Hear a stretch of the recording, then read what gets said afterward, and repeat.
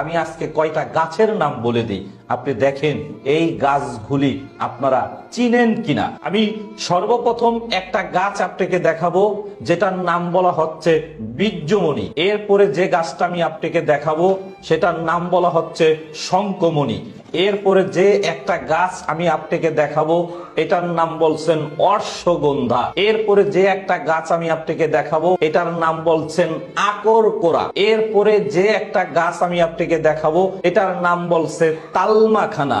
এটা কাবলি বলতো তিল তিসি তালমাখানা, খাবে বুড়া হবে জুয়ানা, খাবে জুয়ানা হবে দেওয়ানা। এটার নাম তেঁতুলের বিচি। আপনার জীবনে যদি পারেন এই গাছগুলি সংগ্রহ করবেন, ধুয়ে পরিষ্কার করে হামাল দিস্তা পাউডার করে আমার সাথে কথা বলবেন, আমি আপনাদেরকে বলে দিব আপনি কি করে ওষুধটা তৈরি করে খাবেন। এবং যেটা অনেকেই প্রশ্ন করে, তাহলে গাছ তো আমাদেরকে দেখাইলেন, কোন গাছের কোন গুণ সেটা তো আপনি বললেন না। দেখেন, যেটার নাম বলেছিলাম বীর্যমণি, যে গাছটা খেলে পুরুষের তরল বীর্যটা গাঢ় হয়, গোপনীয় অঙ্গটা শক্ত হয়, লিঙ্গ হয় টাইট, বিবি থাকে ওই পুরুষের প্রতি রায়। এরপরে যেটা খাবেন এটার নাম বলা হয় শঙ্খমণি। যারা বলছেন বিবির কাছে সঙ্গ দিতে পারি না, মনে আবেগ জাগে পূরণ করতে পারি না, আপনি ঘুমিয়ে থাকবেন, আপনার জিনিস ঘুমাবে না, ও আপনাকে জাগিয়ে তুলবে, আপনি খাবেন শঙ্খমণি।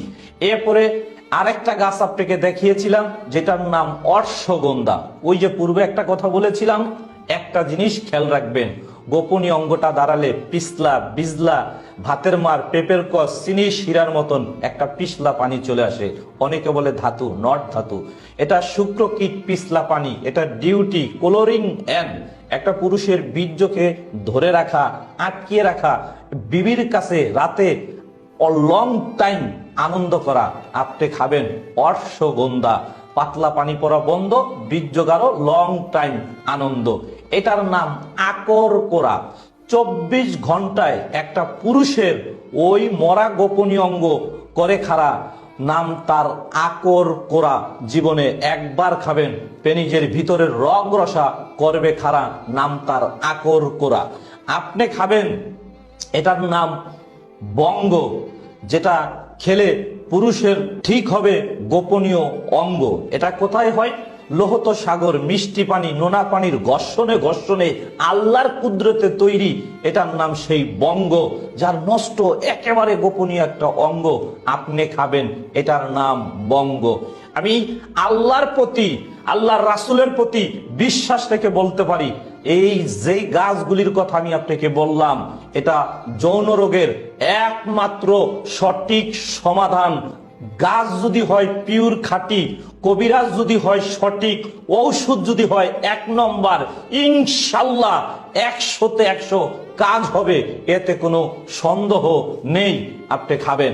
আমরা এই বিভিন্ন গাছগুলাকে একত্রিত করে এরপরও আরো কিছু উন্নতমান গাছ আমরা শোধন করি। এটা খাওয়ার পরে একটা পুরুষের বীর্য গাঢ় হয়। 8 ইঞ্চি আল্লাহর দানীয় বিশেষ অঙ্গটা যদি শর্ট থাকে, এটা ভিতর থেকে বেরিয়ে আসে।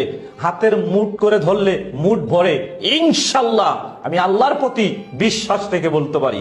এবং আরো কিছু খনিজ পদার্থ যেটা মাটির নিচে হয়, যেটার নাম পারদ।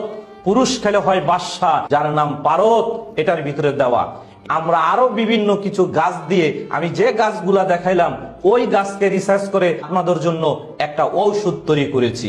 যেই ওষুধটার নাম দিয়েছি জোয়ান-বীর হালুয়া। এটার পাশাপাশি আমি নিয়ে আসছি যেটার নাম বীর জোয়ান চূর্ণ, আপনি খাবেন। এরপরে এটার সাথে নিয়ে আসছি যেটার নাম কামেশ্বরী পাওয়ার গোল, যেটা আদিকালে কবিরাজরা, যেটা রাজা বাদশাদের চিকিৎসা করতেন, বিভিন্ন গাছ গাছালি তারা পাটায় বেটে কিছু বড়ি তৈরি করে দিতেন, এটাই সেই বড়ি, আপনি খাবেন। আমরা এই 3টা প্রোডাক্ট নিয়ে আপনার কাছে আজকে আমরা হাজির হয়েছি। আমি বলতে পারি হাজারো বার যারা ওষুধ খেয়ে এখন কবিরাজ দেখলে আপনার ভিতরে ঘৃণা হয়, আমি আপনাকে অনুরোধ করে বলবো, আপনার জীবনে যদি পারেন আমার এই 3টা প্রোডাক্ট আপনি যদি জীবনে একবার খেতে পারেন,